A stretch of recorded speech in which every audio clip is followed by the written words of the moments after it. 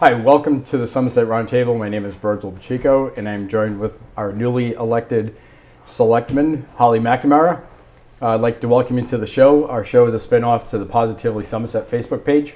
The intent of the show is to create a platform that communicates and informs the citizens of Somerset, and to highlight all things happening in town. We want to discuss local events and issues and allow citizens, business owners, nonprofits, and town department heads to have a voice. And now I will hand it off to Holly to introduce our guests. Hi everybody, thanks for having me. I wanted to thank Betty Pont. She's a big part of the brand of this show, and she will be back from time to time.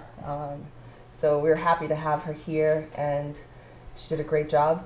We have two great guests today that do a lot for the community as far as safety is concerned and community is concerned, and that's a big theme for the show, especially today's episode. So I wanted to talk to you both about community. We have Chief Jepson here from the fire department and the police department chief, McNeil. If you could both kind of talk a little bit about your backgrounds, how you got to Somerset, and start with talking about what kind of plans you have going for the community and things that the community would like to know about that they may not know. Well, I'm in my 31st year as a firefighter. I started as a volunteer way back in 1985 in a small department in New York. Then I became a paid part-time call firefighter in Mattapoisett, and then I joined Somerset in 1992. I got promoted to lieutenant in 2004, and I became chief in February of 2008. And here I am. Great. So what kind of programs have you been implementing? I know the Somerset Cares is a big one. Tell us a little bit about that. Sure.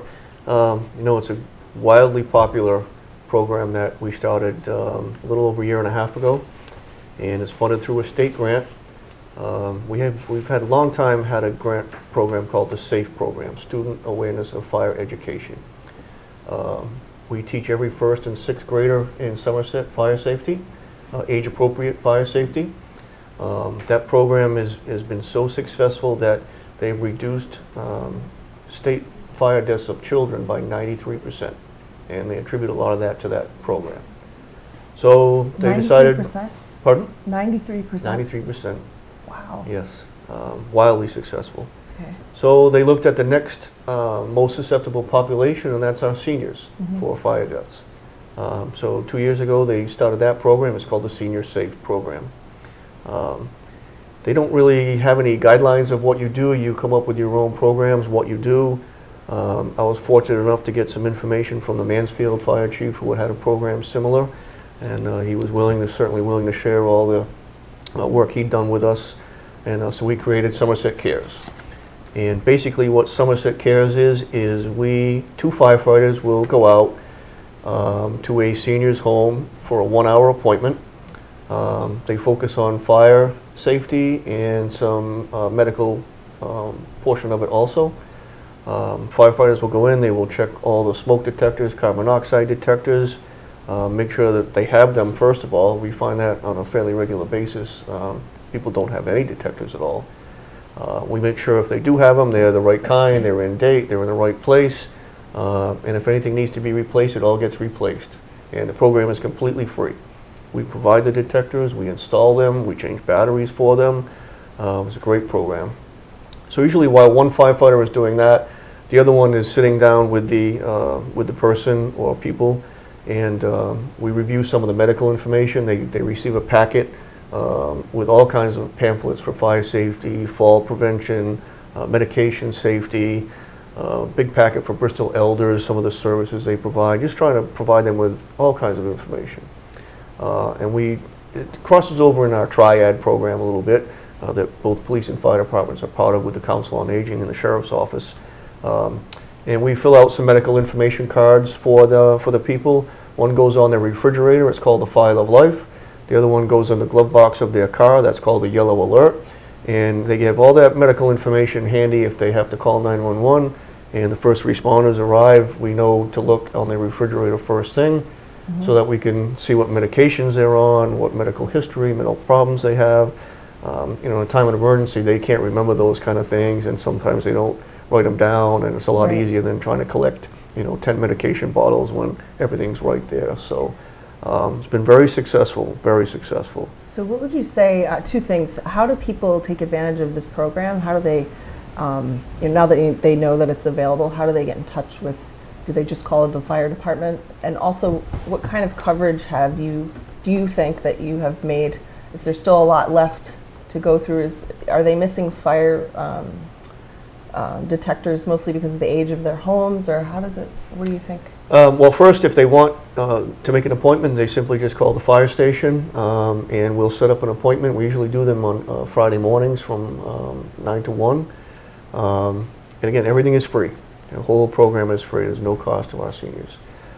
Second, you know, we started off very, very fast. We had people actually on a waiting list for a couple of months at one point when we first started the program. It has slowed down a little bit, so we're working on getting the word out again still that this program is there and it's available for people. We want people to take advantage of it.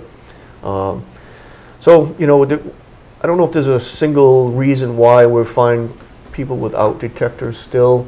You know, it could be cost, it could be they can't put it up themselves, or they can't change the batteries. Don't know, but, you know, we do it all for them. That's the best part of the program. We So it do you all for find them. that every appointment that you go to, you're literally replacing fire detectors? I don't think we've done an appointment without at Really? least changing one or two, yes. So you mentioned it's free. How is it funded? It's funded through the state grant, through the Senior Safe program. That pays for the supplies that we have and use, the detectors, and also for the firefighters overtime to go out and do that. It does, again, it trickles over into Triad a little bit. Through Triad, we also have just a smoke and carbon monoxide detective program, where if they don't want a full home visit, we can simply just go do detectives for them. That is provided through Triad, through donations. We recently received a very generous donation from the Somerset Insurance Underwriters Association, which will basically fund a year's worth of detectives for us. Wow. So between that and the grant, that's what pays for all of this. Great. And I know you have a new ambulance, and you're getting a new fire pumper in June? Yep, Talk a little we'll bit be about looking that. for a new ambulance. Our newest ambulance is a 2011, so we'll be looking to replace that in the fall. The second ambulance is a 2006, so that's getting pretty tired.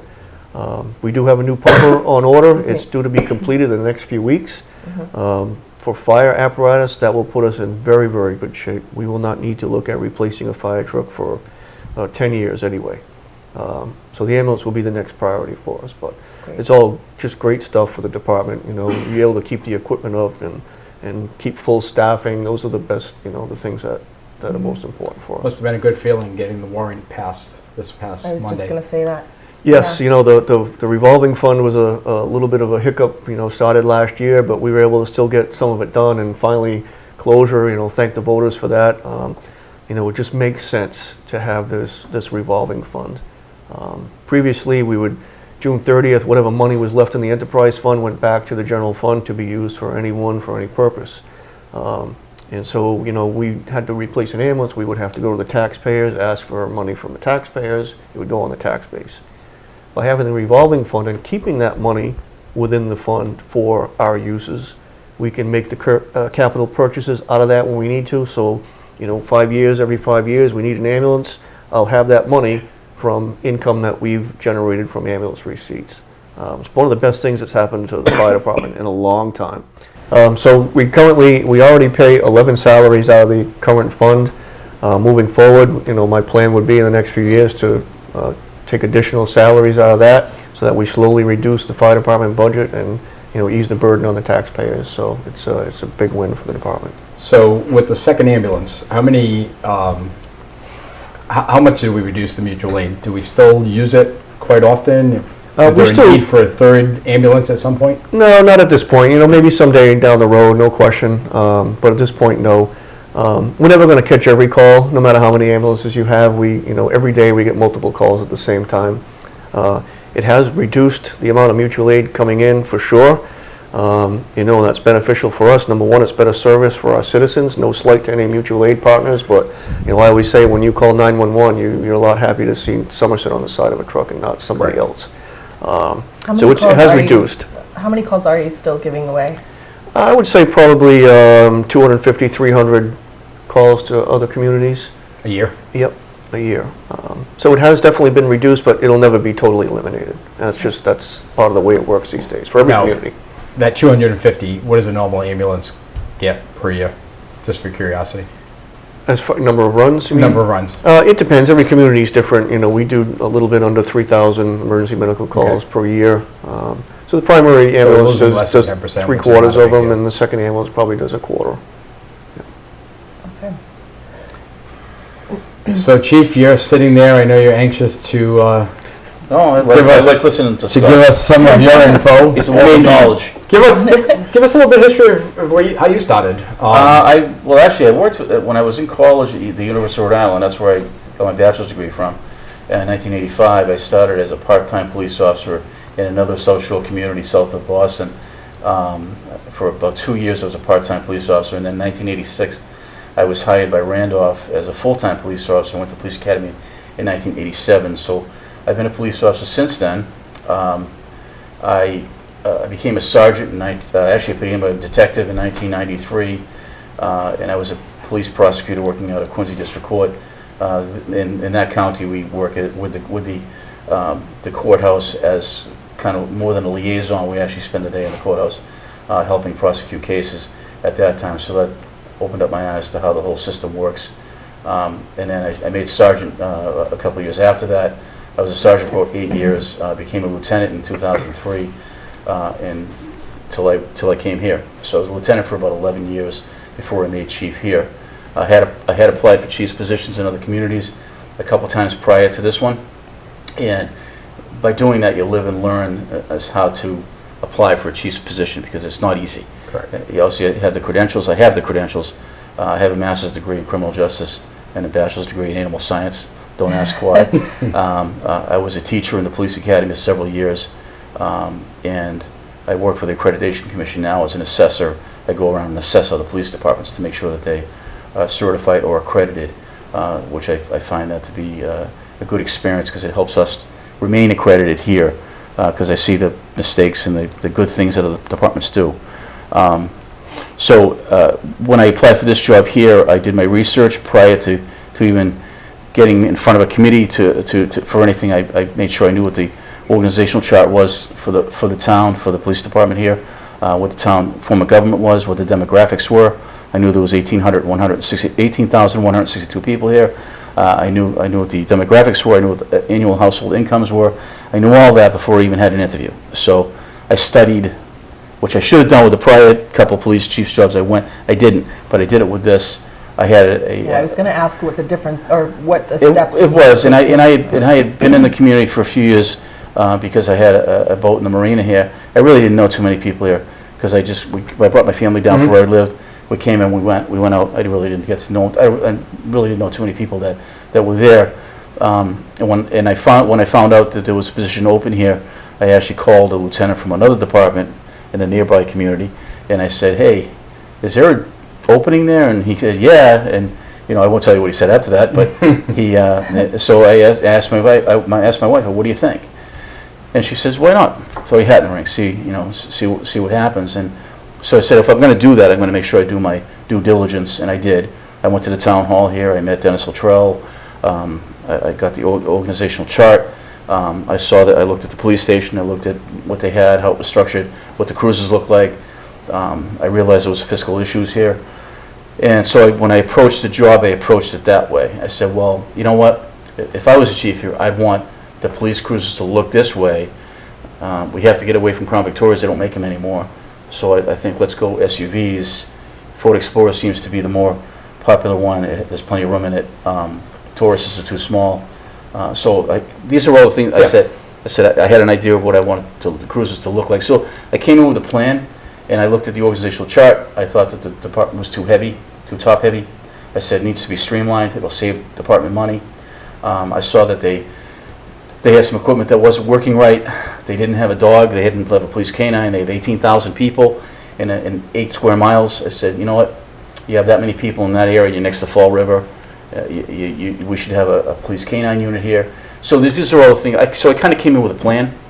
It's kind of like a job interview. When you haven't been out interviewing for a while, you kind of get rusty, and then you kind of like, as you start interviewing, you start becoming more familiar with the questions that are being asked, and so it's kind of a smart move. And I think you know, I've been an adjunct professor at Bridgewater State for almost 10 years now, and actually, you know, some of my students are some of my patrolmen now. And you know, I taught them years ago, probably in 2007, 2008. I had them as students, but I take that you know, the stuff I've taught out of books, theory, and that sort of thing, and I try to blend it into what I do here as a chief, and I think it works. I got to meet a lot of other chiefs in the county and throughout the state. I see what they do. I take some of their ideas. They take some of my ideas. Some of their ideas I don't like. Some of the way they direct and organize and be a chief is not what I'd want to do, but that's okay. They can do what they want. What I think I do here works. It works for this particular community. I have to say, I mean, both of you are very involved in the community. You know, you'll both live in the community, which is a great thing. You're both starting to communicate, sorry. You both, you know, basically opening up communication, a lot of transparency with what's going on and stuff like that. Talk about some of the things that you've kind of, I mean, the list is quite long, but yeah, it's some of the things that you've done have seemed to be well received. Well, I try to do, obviously knowing the fiscal plight that the town is going through, and we'll hopefully, you know, with Holly and the board of selectmen we have, we'll put some brakes on that, and we'll do some better things fiscally, be more fiscally responsible. But I try to do things that I thought I could do without costing the taxpayers money. So you're known as the change agent, right? So you're right, and I, you know, I think they were looking for a change agent here, yeah. and I'm a change agent, and I think I've proven that in the past 2 years Definitely. that I am a change agent for this department and this community. You got here in August of 2013, right? Yeah, I was appointed in July. I was sworn in August. Okay. Yes, and so I hit the day after I was sworn in. I hit the road running.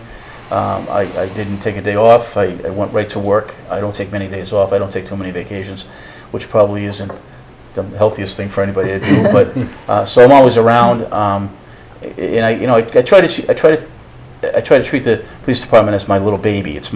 I'm trying to take care of it. And so when I came into it, I said, you know, what's the first thing I want to do? You know, everybody likes dogs. Everybody, you know, there's going to be a segment to go, we don't need that. We're not that type of community.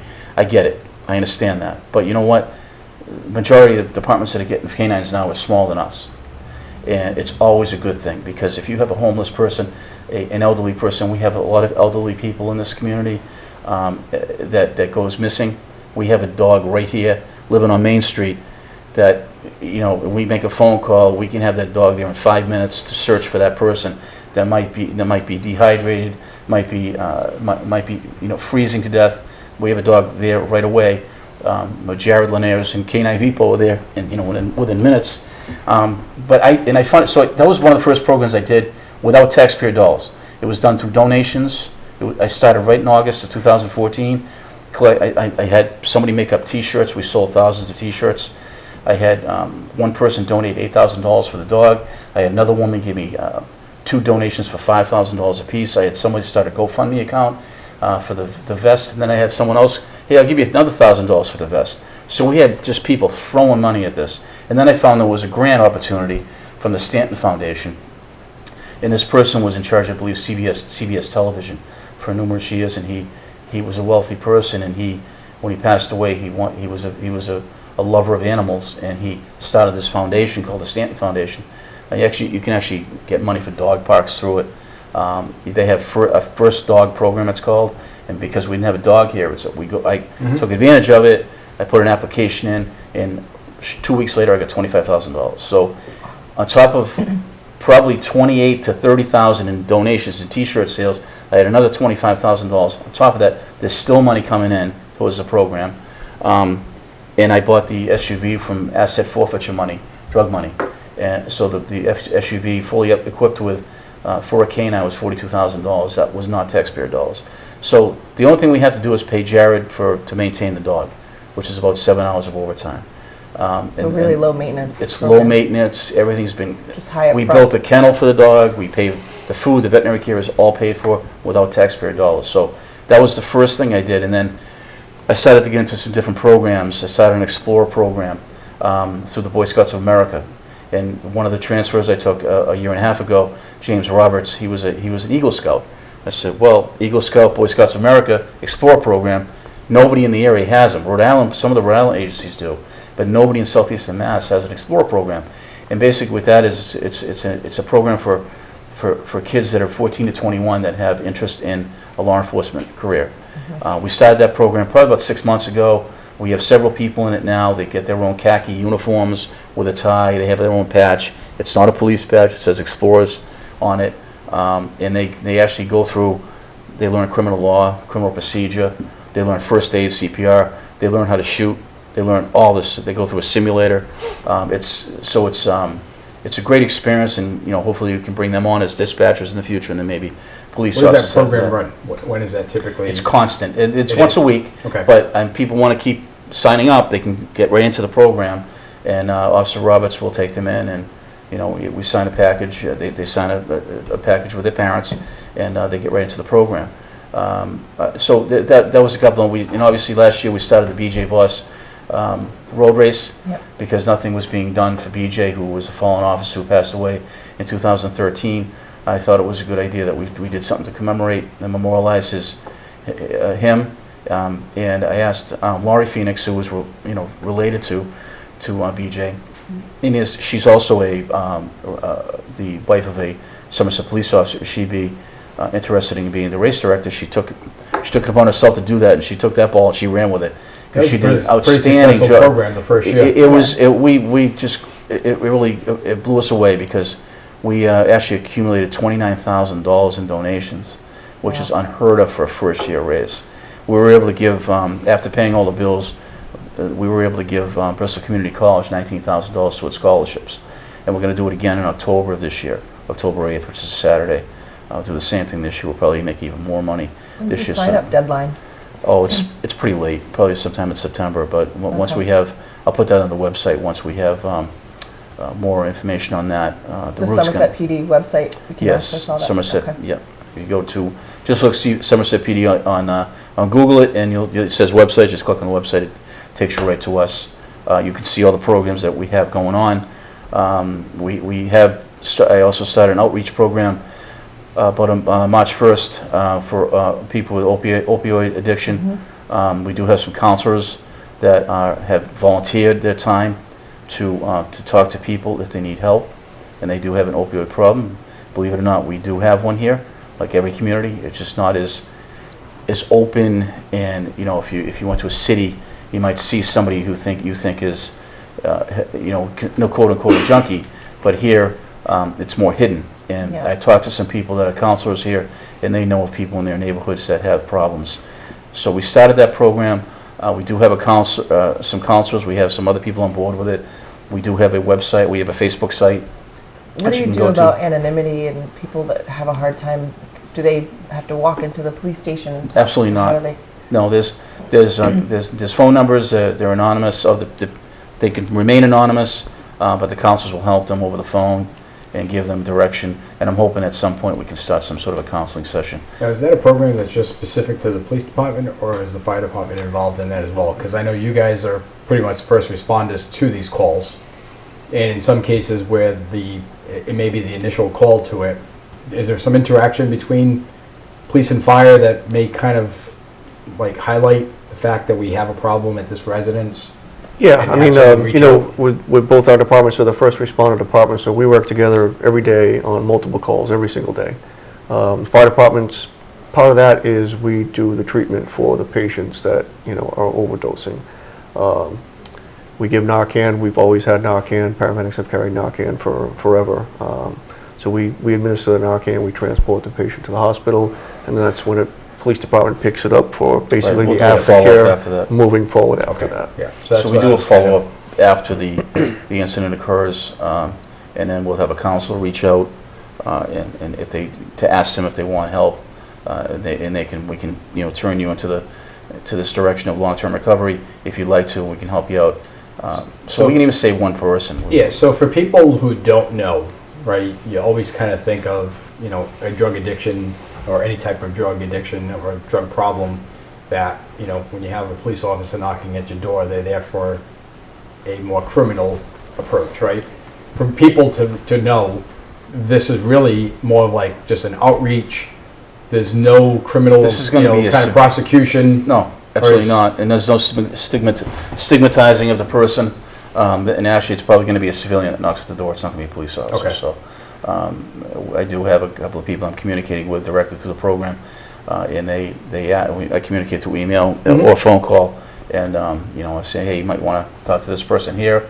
So there's no intimidation by the police, because I know there's some distrust there. Correct. That they're afraid they're going to get locked up, and that's not the case. But it's a serious problem. It's probably right now it's one of the biggest problems facing the country. Not just Massachusetts, it's facing the whole entire United States right now. It's opioids. Yeah, it's funny how it's hit more of like the white collar workforce. That's why there's so much attention to it now. Yeah, exactly. I worked in New Bedford for 13 years, and we treated overdoses every day. That don't make the headlines. It's not seen as a problem, as it was the type of people that at least stigmatized of that. And now it's it affects everybody. Correct. And it starts so simple.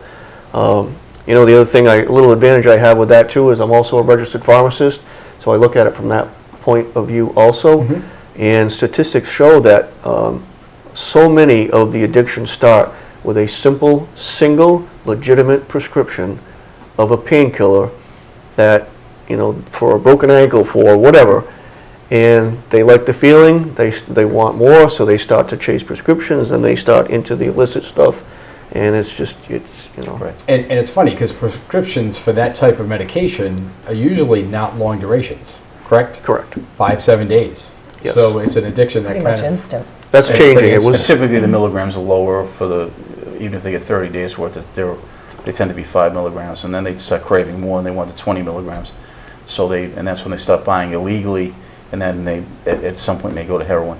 So And just- heroin's so cheap. That's the reason So why just they for don't do it. informational purposes, like age groups, I know my daughter was in the middle school and there was drug problems back then. Are you finding it more in the 30 to 40s? Are you noticing it at a younger age, more of an older age? Just for curiosity. I'd say from our treatments of patients, we're seeing between 20 and 40. We had 6 fatalities in the last year and a half, and all of them were under 42. Wow. Wow. Yeah, and you see a lot of the robberies that were occurring, not so much now because the pharmacies aren't allowed to keep so many opioids on hand. So you can't go to a pharmacy and they're not going to have a safe full of Percocets of Vicodin. They're limited to how many they can have because what you're getting 18, 19, 20-year-old kids going in, robbing these places. Yeah. And these kids didn't have much of a criminal record, but they were so addicted to opioids, they would go into a Walgreens or CVS, and they'd have a fake gun, a pellet gun or something, and they'd rob them. Give me all your Percocets, give me all your Vicodins. And I want the 30s, the 60s, the 90s. They knew exactly what they wanted for strength. And a lot of times, probably I'd say 6 or 7 years ago, they were doing that. And now the DEA has gotten involved, and they're kind of watching what the doctors are prescribing and what the pharmacists have on tap. They don't have as much of that, so that it's not worth it for them to really go into rob a pharmacy anymore like it was. Before we kind of drop off, and I want to ask both of you a question. There's one more other kind of important program that you have coming out, the rape aggression defense, which I think is. Before that, though, how Sure. do people reach out? How do they? They can keep go in right to our touch? website and click right on there's a scroll, and when they see Parry, which is I took it from Gloucester, because the chief in Gloucester actually won an award for the president a couple weeks ago for his outreach programs. I took it from like I said, we don't reinvent the wheel. We take a program that works and we take it and we mold it to us. So that's what I did. I took his program. Arlington Police had a program similar to it, and that was more geared toward a community like us.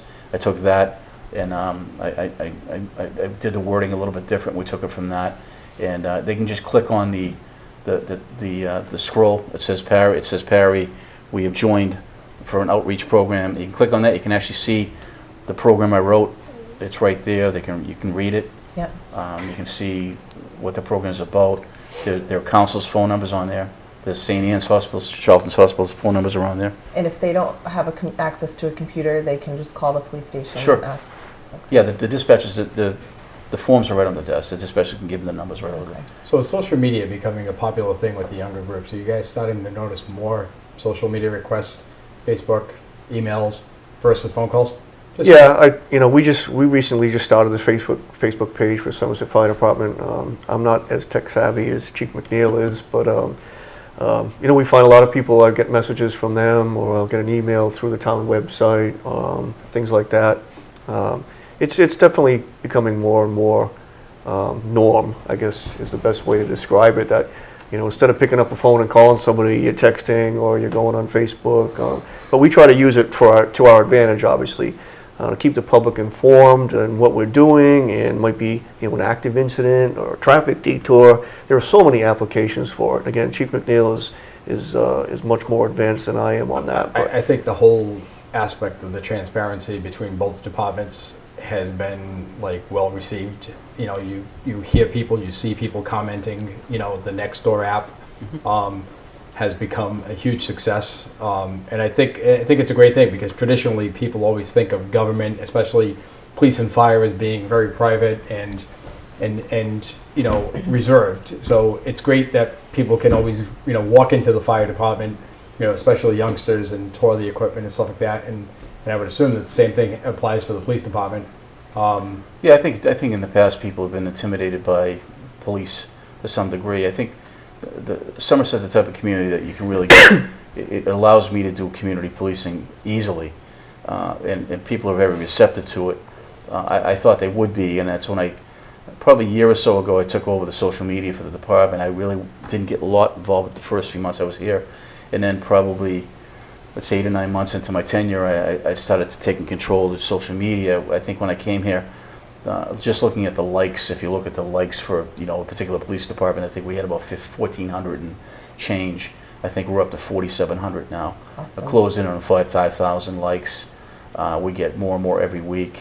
So I started pumping out information, things we were doing, initiatives I started, and what the officers were doing, the great arrests they were making, and the drugs they were taking off the street, and try to get involved with that through Facebook, through Twitter, which is hooked up to MyPD, which is another app I hooked into last year, and then I found this other one called Nextdoor. I happened to be at the Chiefs Convention in Chicago, at the ISCP in Chicago in October, and I met a chief I know from Braintree that I've known for probably 30 years, Chief Jenkins, and we went we're in a seminar with the FBI director, James Comey. And he's very impressive. He gave us this video about active shooters in schools, and there was several hundred of us in there. And FBI, the director is, he's a very charismatic speaker. And when we left there, we were talking about social media, and I said something to Chief Jenkins about. I said, yeah, I'm trying to do a lot with that Facebook and Twitter.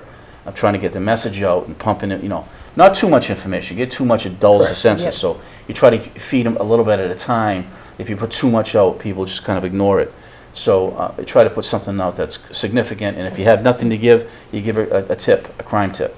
So Chief Jenkins looks at me, he's got his iPad in his hand, he goes, you got to get Nextdoor. Yeah. I go, what's that? He shows me a map of Braintree. He goes, these are all the neighborhoods in Braintree we have. I have 3,200 people signed up. 3,200 residents of Braintree was signed up for Nextdoor in Braintree. He'd had the app for over a year, probably a year and a half maybe. And he goes, you got to get it, look into it. It's really good. I can disseminate information personally to all these residents. What are the differences you're seeing between Facebook and Nextdoor? Nextdoor allows the neighbors to talk to each other and get to know each other. And if they're looking for a service, or looking for a lost cat, they're looking for a babysitter, they're looking for somebody to repave their driveway, they're looking for a guy to landscaper, they can communicate directly with each other or neighborhoods surrounding them. I've noticed that. I use it personally. I think it's extremely helpful. Right, and it's a social network. They're actually they're part of LinkedIn. If you know what LinkedIn is, LinkedIn's a Yep. professional network for people that are professionals. They want to get to network with other people. They're part of that company, and it's free. So, and we actually went to a meeting a couple weeks ago in Braintree, and we were actually the only department anywhere in the area here that's using it. And I think it's very successful here. It's growing very fast because I started this Chiefs report last week, which is a Yeah, tell us a newsletter. little bit about that. I know Well, your first one was really- again, I didn't reinvent the wheel. I kind of got the idea from Chief Jenkins in Braintree. He has a newsletter he puts out every week called "And the Beat Goes On." That's the title of his. So I didn't want to copy his. Yeah. So I came up with 8 ideas. I put a poll on Nextdoor. The Chiefs report won out of the other 7. I had roll call. I had a couple of different ones. The informant, different ones, and there was a few that I can't remember what the second place one was, but the Chiefs report came out as I think it was about 46% of the vote. So I wasn't going to let the poll stay up too long. So because I kind of wanted to start the newsletter to see how it went. So it does take a long time to prepare. Yeah. I think I told both of you. It took me a couple days and several hours. I think Monday before I even published it, just going over the and proofreading it and trying to make sure I redacted information and didn't put too much in, but make sure that I informed the public of things that they may not know and that they want to know, because we get these questions all the time. Why didn't we know about this? What about this? Hey, we saw an armored vehicle on this side street. And we saw this, so we heard this, And that's how rumors and you start. want to dispel rumors, because Yeah. I get things people ask me, and I'm going, what? And then you find out it was nothing. Yeah. So Game of telephone. right. So I started writing this, and it actually flowed pretty easily because I just wanted to make it like I'm talking one-on-one to the community. Yeah. It's not like I'm up here, you're down here. We're talking the same. We're the same. Even playing field. And just plain speak, and it's good. This is how it's going to be, and here's what's been going on this past week. These are the number of tickets the officers wrote. These are the number of crimes that occurred. So I don't think people really realize the number of criminal offenses that we were responding to every day, Right. and the number of reports we're taking. And the officers it takes time to prepare a report, especially if it's an arrest. The officers are in the station for a period of time. They have to do a criminal complaint application. They might have to write a citation. They have to book the prisoner. They have to. So there's a series of things they have to go through. It's time consuming, and there's 3 patrol officers and a supervisor on the street. So again, I'm not making excuses because I don't like excuses, but people have to understand, and I don't think a lot of people do, as to the resources that we have, and we're doing the best we can with the resources we have. So I Yeah. think by putting this report out weekly, people understand how we're using our resources. Well, it's full transparency. Yeah, right? and it's funny you say that, because I want to go back to Chief Jepson's, original earlier comments, right, with 3,000 calls a year, right, just ambulance calls. And when you really take that and break that down by 365 days a year, that's quite a lot of calls. Yeah. Right? For the size of our community, we are a busy Exactly. Yeah, department. you're not just up there And sleeping. people don't realize that, Those are just ambulance And runs. right. Correct. And each one of your crews only has about 5 firefighters and paramedics combined, right? Or is the ambulance separate as well? No, it's all combined. They're all cross-trained firefighter paramedics. So typically you have 1 crew per shift? Is that the way it would work? We have 4 shifts, Yep. 4 crews that work the 24-hour shifts, A, B, C, and D. Each one has 7 members, Okay. so that's a full shift. However, minimum manning is only 5. Correct. So- But people don't realize that if there were 2 ambulances out, there were 4 guys. There were only 3 left in the fire station Yeah. for other calls. Correct. And it just Right. happened just a couple of weeks ago. We had a structure fire. Both ambulances were out. So you're pulling up with just 3 guys, the 2 truck drivers and the officer. Fortunately, it was held to the dryer and didn't start to extend into the house too much. Very lucky in that case. But those are the reasons why we rely on mutual aid also. Well, and I think people don't realize those, and that, I commend you guys for basically throwing out those numbers and stuff, because people don't realize the amount of volume. I saw your report said 140 citations in 1 week. So that's Yeah. like 20 citations a day, And then which we're- literally take and we- probably 15 to 20 minutes, a half hour, and then the report. And we responded to 50 criminal Correct. offenses. So those are 50 reports that have to be Correct. So when we talk about budget funding and trying to make cuts, and I know there was a little bit of an attack on the fire department Monday night, but people don't realize that when you look at the volume and you start to break it down into 2 ambulances, 4 people, 3 people are left, and you have like the gas explosion from a few years ago, and or you have an incident at the school department where everyone just wants to drop everything down and wonder why you don't have 50 people there. Yeah. People have to kind of realize that the amount of calls that we're getting, for a town our size, are pretty expensive. It's always increasing, and Exactly. that's why both of us are always fighting to keep our manpower. Right. That's Correct. the most important thing for And both so of if I us. lose a person, just as he does, we try to replace them right away, because if not, we have to backfill constantly and then people get burnt out. So you have to keep it at manning, and honestly, I'm not just trying to start a controversy by any means, but the national average for police officers per 1,000 residents is 2 officers per 1,000. So we have over 18,000 people here. We should have 36 police officers. We have 30. I think at one point we had 32 prior to me getting here. So we should have more police officers, because remember, we have a school resource officer. We have 3 people doing detective work, and they're inundated with work. There's so much work. There's drug investigations they can't get to. They don't have the time to. So if you take away those people from the patrol force, that reduces the number of people responding to calls. And last year, we had 28,000 calls for service.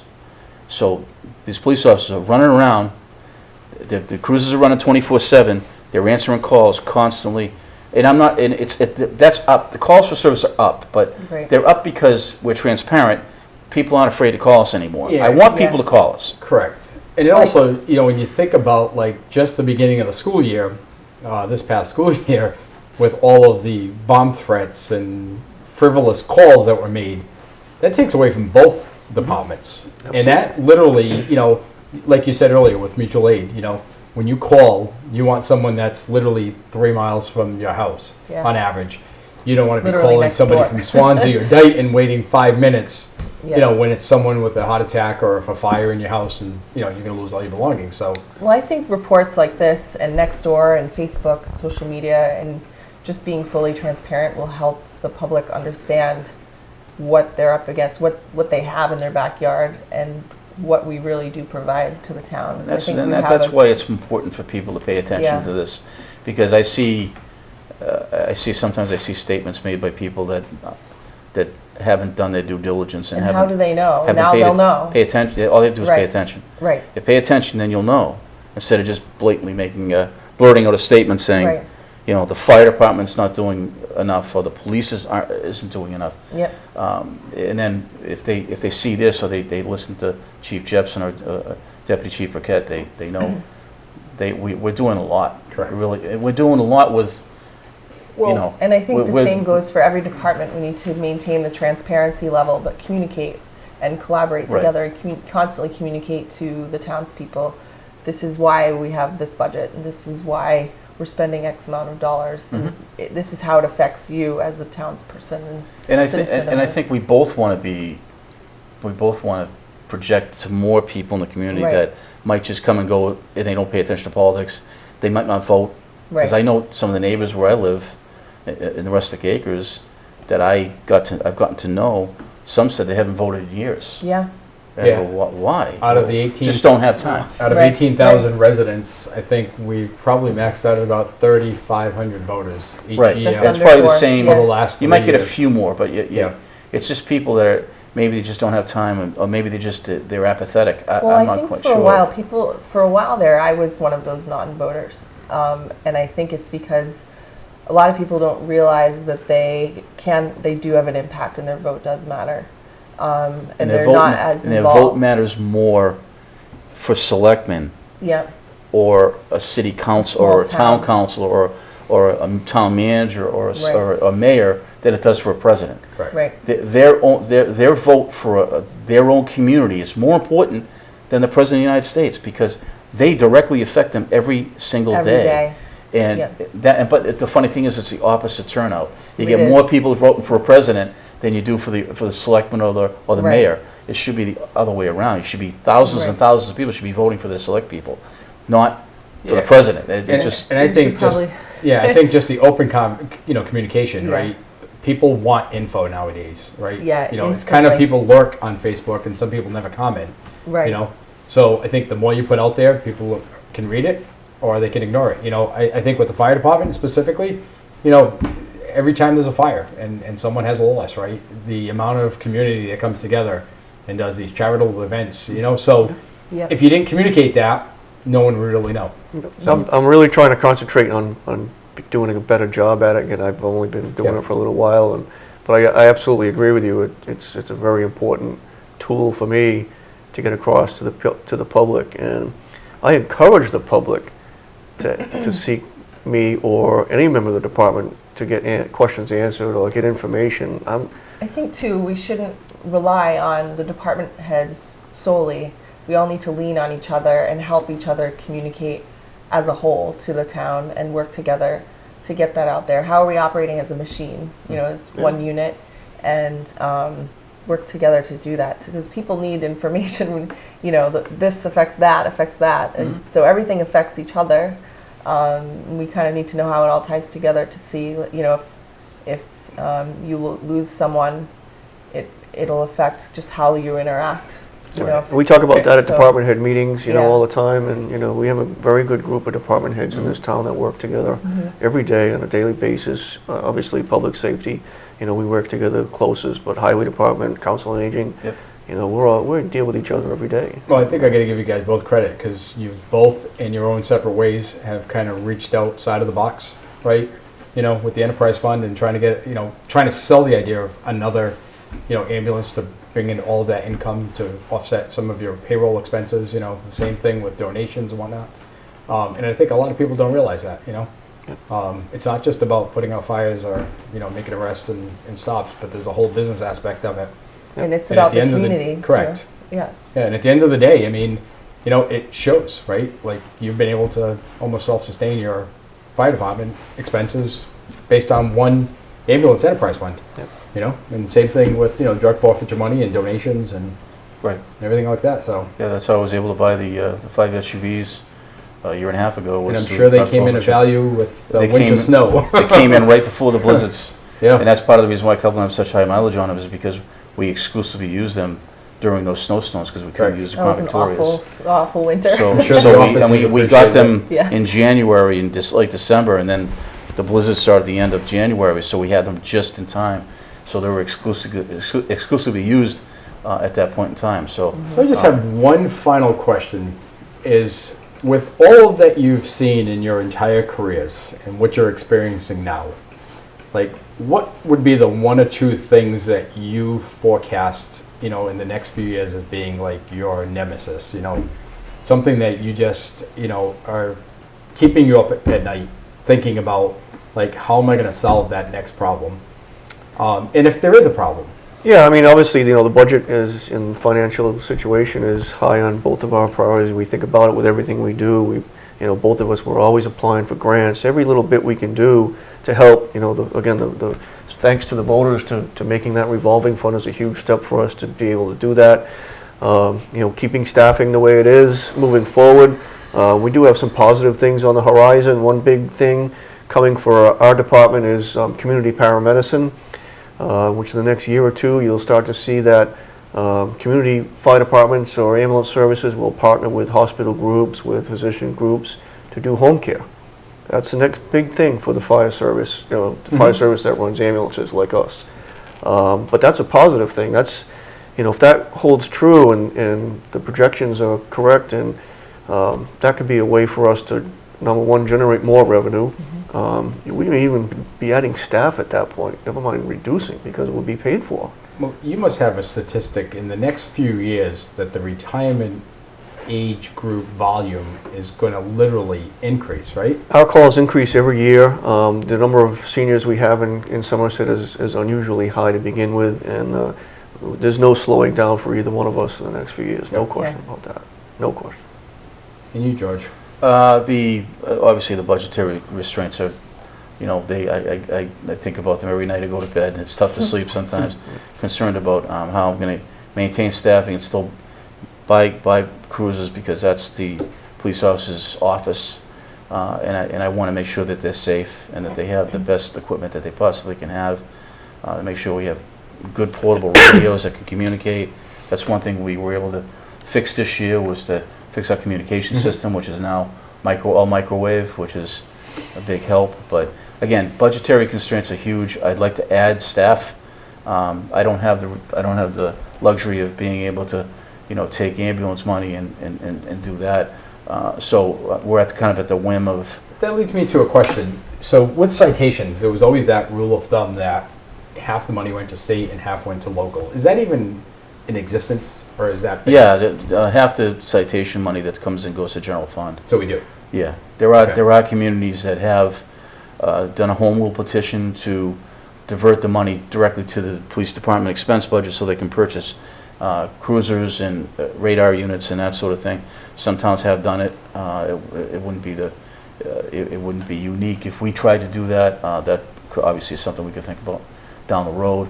But that would also help you sustain your own department, right, similar to what the fire department right, has, without going back right, for additional tax. I mean, unless we find another $600,000 in someone's trunk that we can use to buy, drug money we can use to buy cruisers and radios and fund some other things, which that's what, like, one in the lottery. So we still do have some of that money left, but we can't rely on that. The town's going to realize that they have to back us up. They have to keep us. I guess I've kind of spoiled people to a certain extent, because I haven't cost them a lot of money, and I was able to get some of this new equipment without using taxpayers' dollars. But coming down the road in the next couple of years, the taxpayers are going to have to fund new police cars, because our Crown Victorias are getting old. They're getting high mileage on them now. We're going to have to stop buying some new. I'm trying to buy portable radios and tasers and things through any funding I can find. It's funny, you guys both operate kind of as a business, right? A business has to have that, and you get treated as a business substantial growth each year to get past you can ask the salary requirements. Ask him the amount of spam we get in our mail. People trying to sell us stuff constantly. It's just that we are a business. It's just, hey, chief, try this out. Hey, we got this. No, but you literally, though, like any business, you get to a certain threshold, and in order to grow and buy the new equipment or the new technology or further advance, right? You have to increase your revenue by that 3, 5, 10%, right? So you guys have the same Can't thing. Spend what you don't have. Yeah, you have salary requirements that you have to, abide by Right. on, with contracts and stuff. So you always have to look at that. How do I get that additional revenue without costing the taxpayers money? That's probably the biggest struggle for most police and fire chiefs is the budgetary struggles that they have, unless the town's flush with money. Like some communities are, but we're not. I think maybe at one point we were, but we're not anymore.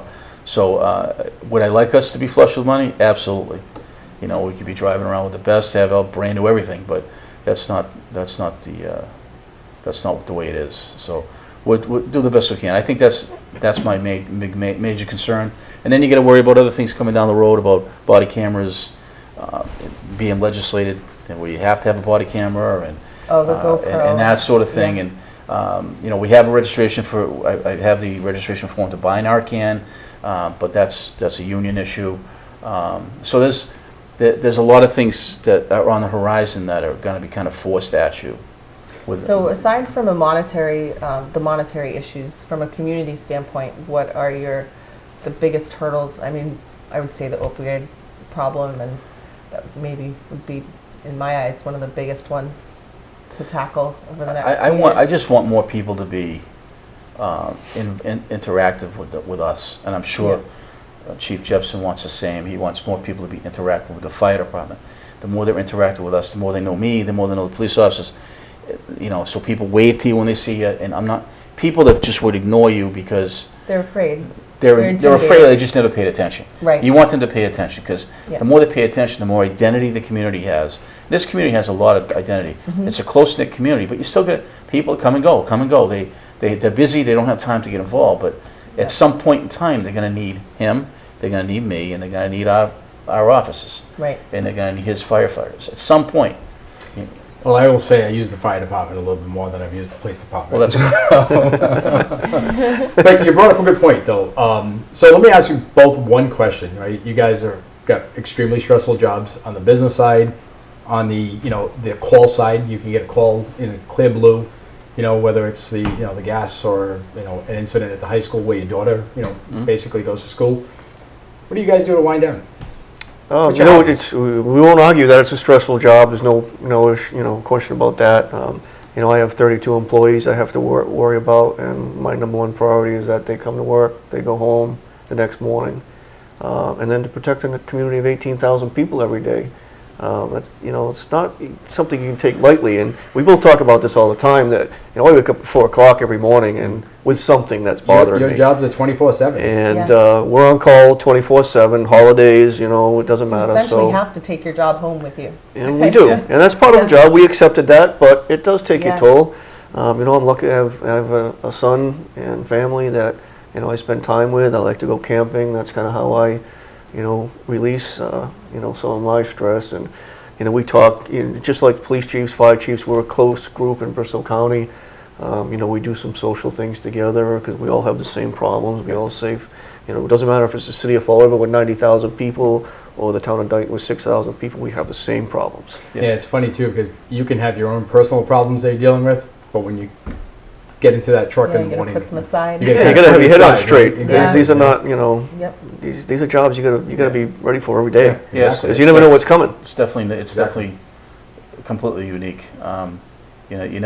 You always, when I was a lieutenant, even looking at the chief's job, you go, oh, that guy's weird, and then you go, oh, if I become chief, I'm never gonna be that weird.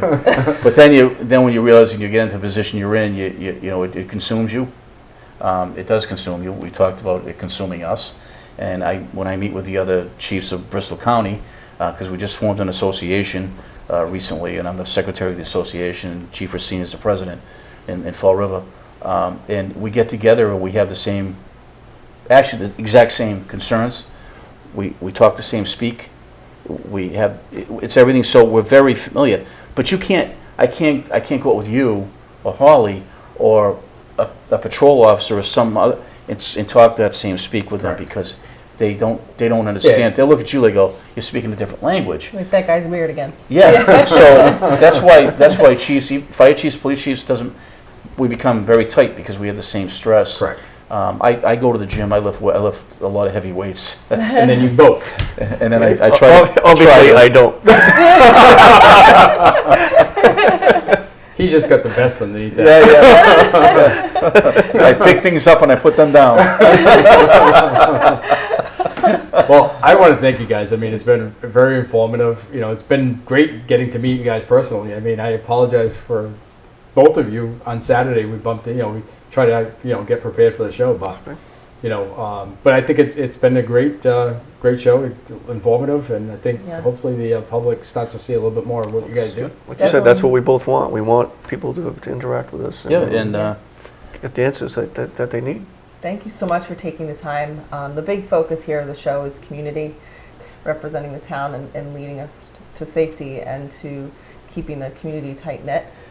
Thank you all so much for watching. We need to come together as a town and to act as one. We need to collaborate to move forward. We need to help to keep each other informed so that we can make educated decisions for our town. Please reach out to us if you have any ideas or guests for the show. We would love to hear from you. Visit our website, somersetroundtable.com, or you can email us at info@somersetroundtable.com. Thank you.